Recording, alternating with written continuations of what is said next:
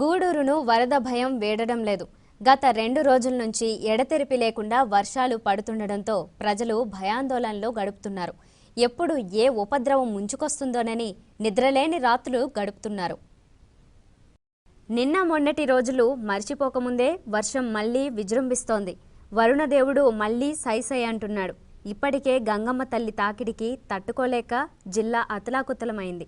మళ్లీ భారీగా వర్షాలు కురుస్తుండటంతో కాలువల గుండా వరద నీరు ఉప్పెనలా ప్రవహిస్తోంది. దీంతో గూడూరు పట్టణం పరిసర ప్రాంతాల ప్రజలు భయం గుప్పిట్లో గడుపుతున్నారు. ముఖ్యంగా లోతట్టు ప్రాంతాల ప్రజలు ఏ క్షణంలో ఏం జరుగుతుందోనని రాత్రి వేళల్లో కంటి మీద కునుకు లేకుండా గడుపుతున్నారు. సోమవారం నుండి అధికారులు వర్షాలకు అప్రమత్తంగా ఉండాలని హెచ్చరికలు జారీ చేశారు. పట్టణంలోని లోతట్టు ప్రాంతాలకు వెళ్లి ఇళ్లను ఖాళీ చేసి సురక్షిత ప్రాంతాల్లో ఉండాలని హెచ్చరికలు జారీ చేశారు. వెంకటగిరి, బాలాయపల్లి, డక్కిలి, సైదాపురం తదితర మండలాల్లో 2 రోజులుగా భారీ వర్షపాతం నమోదు కావడంతో వరద నీరు కైవల్య, పంబలేరు, చల్ల కాలువల్లో ఉధృతంగా ప్రవహిస్తోంది. గంటకు కాలువల్లో ఉధృతి పెరుగుతోంది.